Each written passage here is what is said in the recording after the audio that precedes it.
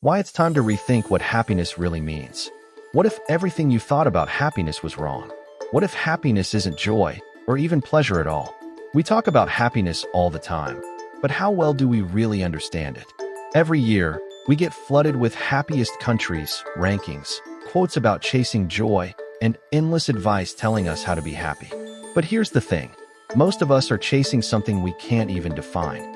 This video is going to break down why science still struggles to explain happiness, why the way we measure it might be totally off, and how understanding what's really going on in your brain could change the way you think about happiness forever. Let's get into it. Let's start with the big one, the World Happiness Report. It comes out every year. And guess what? The same countries are always on top. Finland is #1 again this year. No surprise there. Sweden, Norway, Denmark, they're all hanging out in the top 10 like they always do. But here's where it gets weird. A lot of people living in those countries don't feel that happy. Even Finnish people question why they keep winning. So what's going on? Well, the World Happiness Report is based on just one question. People are asked to rate their lives from 0 to 10. That's it. That's how we decide which country is happiest. And if you're thinking, wait, that feels a bit thin, you're not alone. Because measuring happiness like this, it's kind of like asking someone how tasty a cake is by just letting them look at it. So what is happiness then? Most people would say happiness is an emotion. Something you feel when something good happens, right? But here's the issue. Even scientists don't fully agree on what happiness actually is. Let that sink in.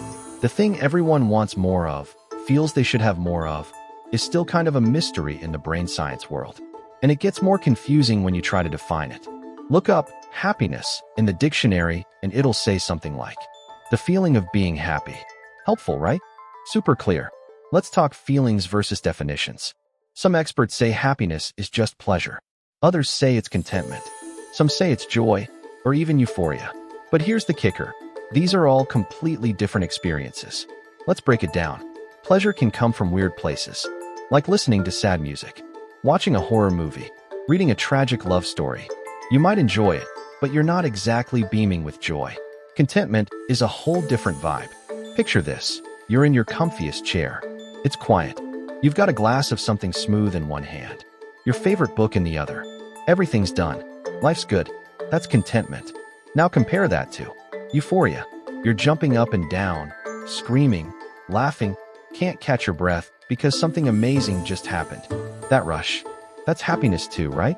But contentment and euphoria couldn't feel more different. So how can both of those be happiness? The answer might be in your brain.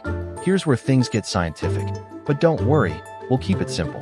When we experience pleasure, a specific part of the brain lights up. That's the reward pathway. It gives us that little hit of dopamine that says, hey, that felt good. Do it again. But happiness? It's not just one thing lighting up. There's no happiness center in the brain. Scientists have looked. Instead, happiness seems to be a mix of brain processes happening or not happening at once. Here's an example. Sometimes we feel happy not because something amazing is happening, but because something stressful has stopped happening. It's like turning off a buzzing light you didn't even know was on. Suddenly, the quiet feels incredible. That's why alcohol can make us feel happier at first. Even in tiny amounts, it dials down the worry parts of the brain. It lowers our stress levels, which feels good. But again, is that happiness? Or just relief? So maybe we've been thinking about happiness all wrong. What if it's not one emotion? What if happiness is more like an umbrella?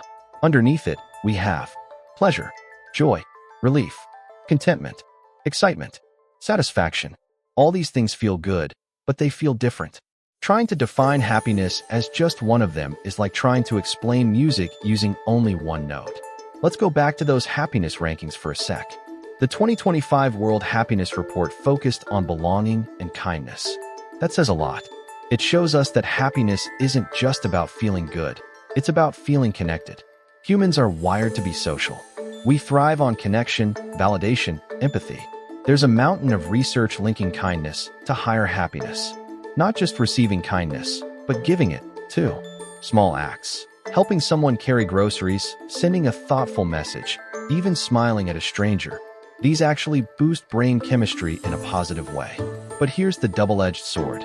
If your happiness depends on connection, what happens when you feel disconnected? Here's the problem no one talks about. You can have everything: a nice house, a good job, financial stability, even luxury and power. But if you feel like people don't like you, if you don't feel seen, if you feel lonely, it can crush your happiness. In fact, loneliness is now considered as damaging to your health as smoking 15 cigarettes a day. Let that sink in. So what does all this mean? It means happiness isn't as simple as we thought. It's not a single emotion. It's not something we can measure with one question on a survey. And it's not something we should expect to feel all the time. Here's a way to think about it. Contentment might come from calm. Joy might come from connection. Euphoria might come from excitement. Pleasure might come from the senses. But none of them last forever. And that's okay. Because if happiness was a permanent state, we wouldn't even notice it anymore. It would stop meaning anything. Here's the bottom line. Happiness is complex. It's messy. And that's kind of the beauty of it. You don't have to chase one version of it. You can find happiness in different forms, at different times, for different reasons. A quiet morning, a deep laugh, a kind word, a song that hits you just right. All of that counts. So maybe it's time to stop asking, "Am I happy?" And instead ask, "What does happiness look like for me today?"